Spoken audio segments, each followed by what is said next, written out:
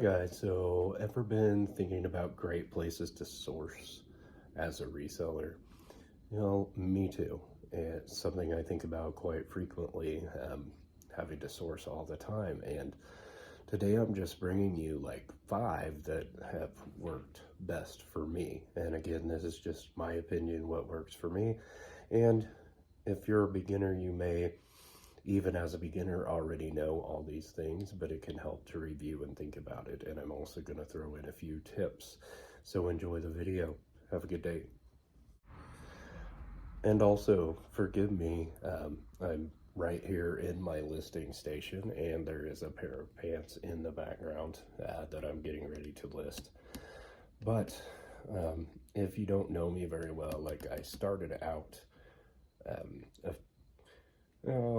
year and a half, 2 years ago in my apartment with a terrible Android and like taking photos of things on the floor. So at any level you're at, not a problem. And I'll keep you updated. Like, here's my shelving, and I'm starting to get a tub system going for it. But no matter where you're at, you can take the limited resources you have and keep going.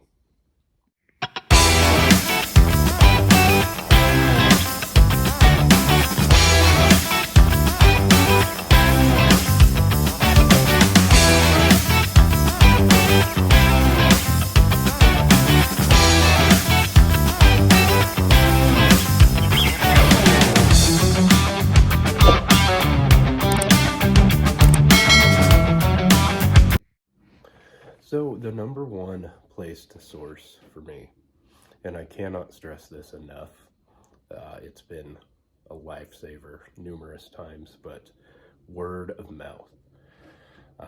Your friends, your spouse, your church, find places that may be donating. Sometimes people just really need to get rid of things, and it's worth it to them for you to take them off their hands. And a lot of things that people are just needing to get rid of still have resale value in different places, in Marketplace and eBay. So that's my number one, is like word of mouth, letting people know what you're doing and that you're a reseller. And you don't have to do it in a way that is like bothersome to them. It could just come up in natural conversation. And so the tip I'm going to throw in with this is figure out in your store whether you want to sell a lot of 1 or 2 categories or some of several categories. And what I do is I just specialize in like 2 or 3 where I do most of my sourcing, which is typically books, clothing, and then music. Those are 3 things I know well and I list most. But then I do a lot of miscellaneous. I just specialize in those 3, and that works for me. So there's a big advantage to just listing a lot of one item, because then you only have to ship that one type of item and be prepared for that. A lot of people have had success. You hear about people just selling marbles or different parts to computers and just specializing in that one thing. And there's an advantage to that, because then you have the most of that one thing. But I like to specialize in 2 or 3 and then have some miscellaneous, because it's more interesting and more fun. So number 2, and probably everybody knows this one, but thrift stores, yard sales, flea markets, consignment shops, and things like that. Even though prices have gone up lately, you're still gonna find lots and lots of items that have resale value, and sometimes your profit margins are going to be less, and you just have to acknowledge that that's going to be a thing. So you may have to buy something for $10 and make, double your profit. You might only make $20 on that sale, but that's still in the profit range. If you're somebody that just wants to only buy a few things that are of higher value, then you may not enjoy doing that. But you can also just list more things for less of a profit margin and still make profits. And my tip for this one is just do your research. Know what things are valued, know their resale value, know what you're going to bring in, what you're going to net after all your expenses and after purchasing the item. Number 3, Facebook Marketplace, Craigslist, and classified ads. Now, Facebook Marketplace, I will see like people will sell things in bulk. Like they'll sell a tub of comic books or something like that. They don't care to look up the individual value of all of them because they're not a reseller and they're not interested in those things. They just would like to get rid of their tub of comic books for a flat like $50. And so if you do your research, like I said in number 2, you can just buy a lot of comic books off Facebook Marketplace and then sell them individually or make your own smaller lots and still sell and profit them. Craigslist is not as great as it used to be. There's a lot of junk on there. A lot of times it's hard to communicate on there. It didn't used to be that way, but a lot of times that is the case. So I don't recommend it as much, but it's still worth checking. Classified ads, there's still a newspaper in any, even smaller cities are going to have a newspaper with classifieds. And sometimes you can find somebody that's trying to get rid of something in bulk or just an item, and they don't care what the price is. They just want to get rid of it. And so that can be an advantage to a reseller.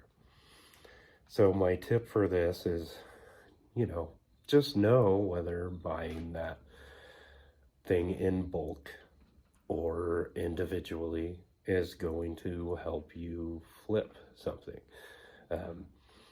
If you know the value of it and you buy 10 of that thing and there's value, you're going to profit off of that, and the person's going to be happy because someone wanted to take it off their hands.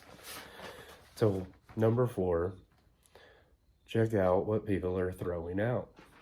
And this is pretty much just common sense. Like a lot of times people just want to get rid of stuff because it takes up space. We all accumulate items, and sometimes it's just worth it for us to like sit it on the curb, or when a friend tells you like, oh, this person's just getting rid of a bunch of stuff because they need the space and they don't care what the value is, and they just want it out of the space. And sometimes you can, and if you know them well, you can say, well, I know you're just throwing this out, but I'll give you $5. Or if it's on the side of the road or something, they're not going to expect a price. You can just talk to them like, hey, is this all right if I grab it? So number 5, eBay itself or retail arbitrage. So eBay, sometimes similar scenario when people are just throwing stuff out. People on eBay are just trying to sell some things that they need to unload really quickly or a lot of bulk. And so you can get a really good price and you can just turn around and flip those items. And that's just the way the market works. Like you're going to encounter someone wanting to get rid of things that you could probably sell for more value. And you'll think, man, why aren't they pricing it differently? But it's just worth it to them for whatever reason to get rid of that at that particular time. So you don't need to feel bad about it. Normally they're going to know what the value is. It's just worth it to get rid of it. And then of course, retail arbitrage, which I could do a whole video on, that is just going into like when things are on clearance in department stores and places like that, and just going to clearance and scanning everything on eBay.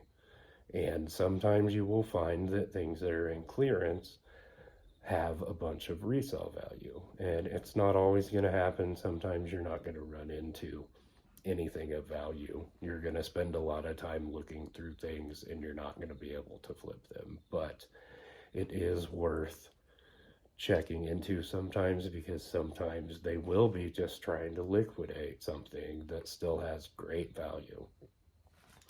So anyway, just keep on drinking that coffee.